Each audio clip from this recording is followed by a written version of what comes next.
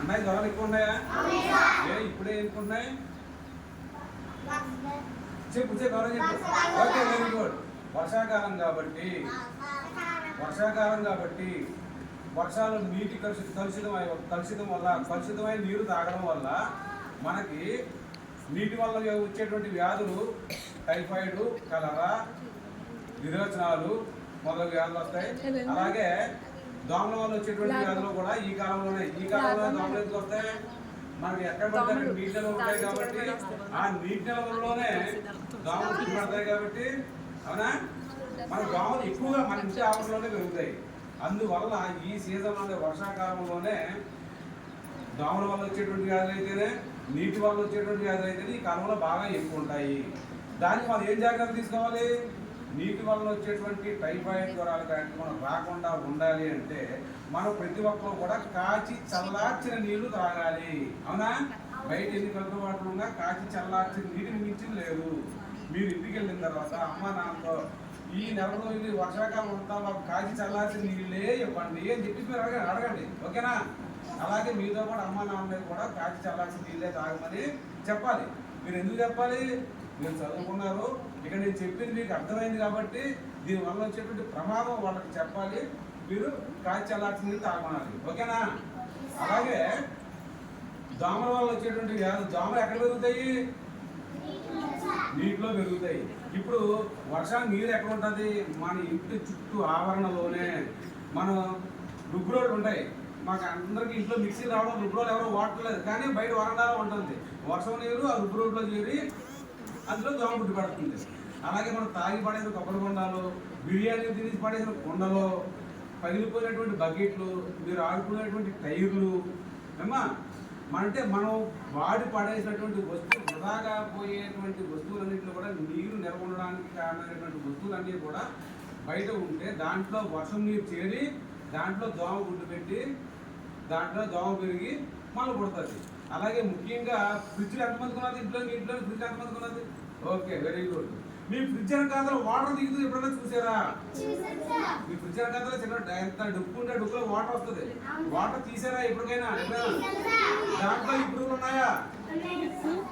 ఉన్నాయి.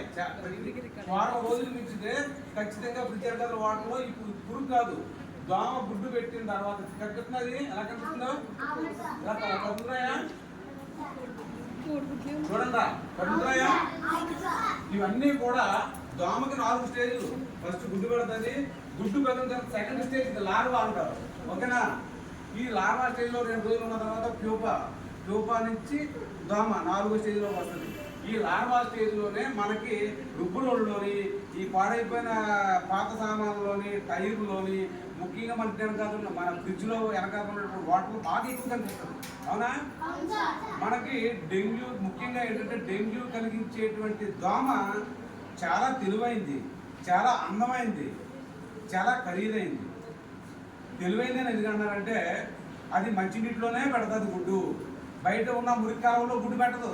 డెంగ్యూ దోమ చాలా అందమైంది. ఇది లార్వా చూసాడు నల్లగా ఉన్నది. అవునా? కానీ మీరు ఎప్పుడన్నా గమనించండి, తెల్లగా పాలు కలర్లో ఉంటుంది. డెంగ్యూ దోమ యొక్క లార్వా తెల్లగా ఉంటుంది, మల్లెపూలా ఉంటుంది, చాలా అందంగా ఉంటుంది. అలాగే ఖరీదైంది ఎందుకంటే అది కల్పించేటువంటి వ్యాధికి హాస్పిటల్కి వెళ్తే లక్షలు పోయాలి, ప్రాణాపాయం కలిగిస్తుంది. అంత ప్రమాదకరమైనటువంటి దోమ మన ఇంట్లో, మన ఫ్రిడ్జ్ వెనకాల, మన రుబ్బు రోడ్లోని శుభ్రమైన నీటిలోనే పెరుగుతుంది.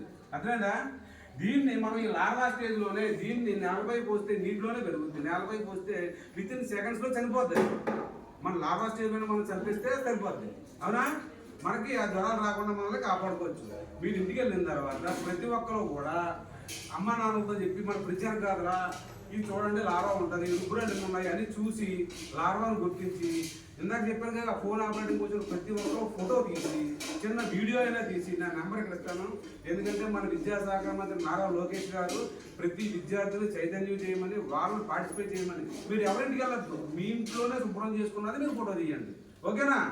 మీ ఇంట్లో శుభ్రం చేసుకున్న ఫోటో తీయండి, చిన్న వీడియో తీయండి. నా నెంబర్ ఇస్తాను, వాట్సాప్ వచ్చు కదా, నా వాట్సాప్ పంపించండి. మీ పేరు, మీ క్లాసు, మీ ఊరు పెట్టండి, మీ స్కూల్ పేరు పెట్టండి. అది మన విద్యాశాఖ మంత్రి గారికి వెళ్తుంది. ఓకేనా? చేస్తారా? ఇంటికి వెళ్ళాలంటే మీరు చేసే పని ఏంటి? ఫ్రిడ్జ్ వెనకాల శుభ్రం చేయాలి. మీ ఇంటి చుట్టుపక్కల ఉన్నటువంటి నీటి నిల్వను చూసి ఈ లార్వాను గుర్తించాలి. ఈ లార్వా ఫోటోలు నాకు పంపించాలి. దీన్ని ఎలిమినేట్ చేసినట్టుగా పంపించాలి. ఓకేనా? పంపిస్తారా?